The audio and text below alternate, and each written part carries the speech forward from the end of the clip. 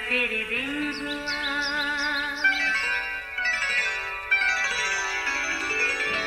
نیا پھر دن ہوا، پرانی رات کا کرے سو شکر ہم خدا کی ذات کا، خدا کی ذات کا نیا پھر دن ہوا۔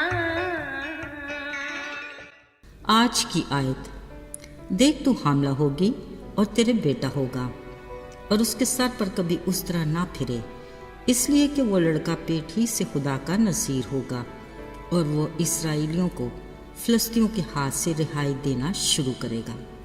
قضات 13 باب 5ویں آیت۔ عزیز و منوحہ اور اس کی بیوی اسرائیلی گھرانے کا وہ اداس جوڑا تھا جو اولاد جیسی نعمت سے محروم تھا۔ ان دنوں اسرائیلی قوم فلسطینیوں کے رحم و کرم پر تھے، کیونکہ خدا نے انہیں ان کی بدی کی سزا دی اور کہا تم لوگ طویل مدت یعنی 40 سال تک فلسطینیوں کے ہاتھوں میں پڑے رہو گے۔ ایک دن عجیب اتفاق ہوا، منوحہ کی بیوی کو خدا کا فرشتہ دکھائی دیا اور کہا دیکھ تو بانجھ ہے اور تیرے کوئی اولاد نہیں، مگر اب تیرے بیٹا ہوگا اور وہ بیٹا خدا کا نصیر ہوگا، اسی کے ذریعے اسرائیلیوں کو فلسطینیوں سے رہائی ملنا شروع ہوگی۔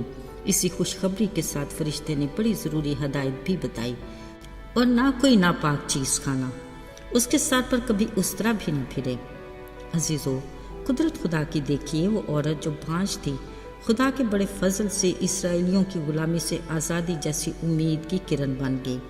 جب منوحہ کو اپنی بیوی سے اس مرد خدا کی باتوں کا علم ہوا، وہ خوشی کے مارے خدا سے درخواست کرنے لگا کہ اے میرے مالک، میں تیری منت کرتا ہوں کہ وہ مرد خدا ایک بار پھر ہمارے پاس آئے اور ہمیں سکھائے کہ ہمیں اس پیدا ہونے والے لڑکے کے لیے کیا کیا کرنا ہے۔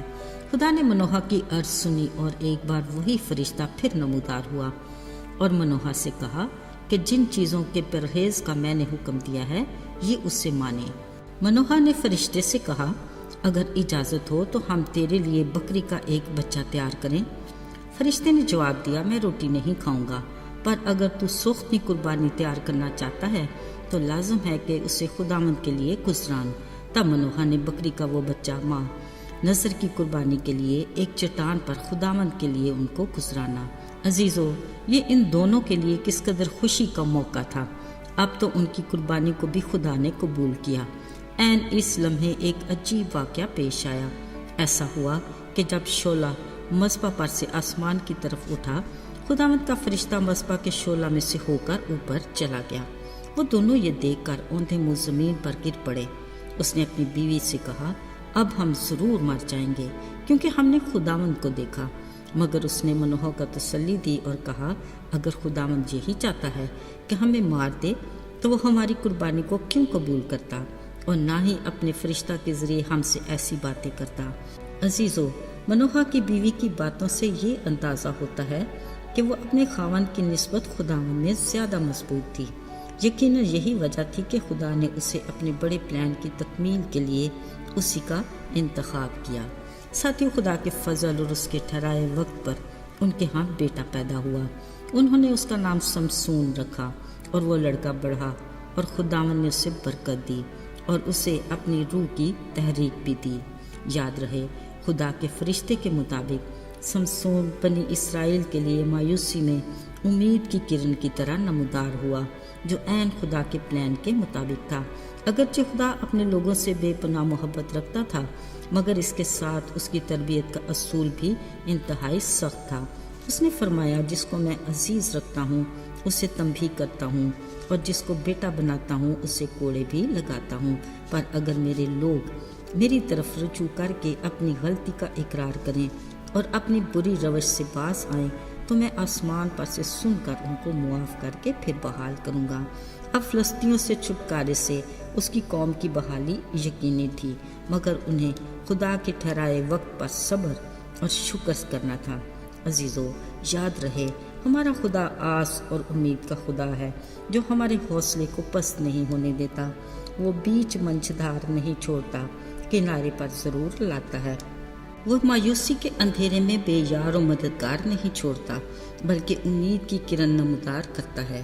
وہ بنی نوع انسان کی خود سے دوری کو برداشت نہیں کرتا بلکہ دوبارہ میل کا عہد بھی کرتا ہے۔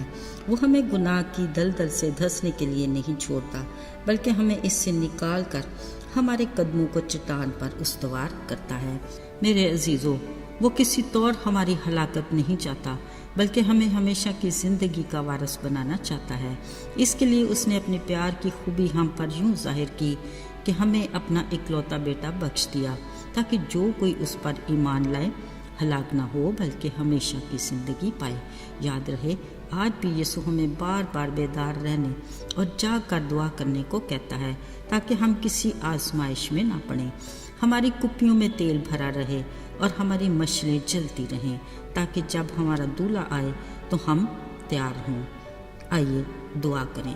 زندہ جلالی آسمانی باپ، لشکروں کے رب، قادر مطلق خدا، ہم تجھے مبارک کہتے ہیں۔ تیرے بے انتہا پیار کی بدولت ہم گناہ کی غلامی سے آزاد ہوئے۔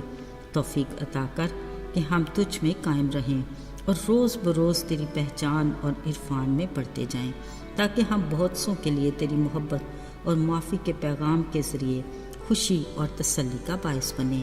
یسوع کے مبارک اور بابرکت نام میں مانگتے ہیں، عطا کر، آمین۔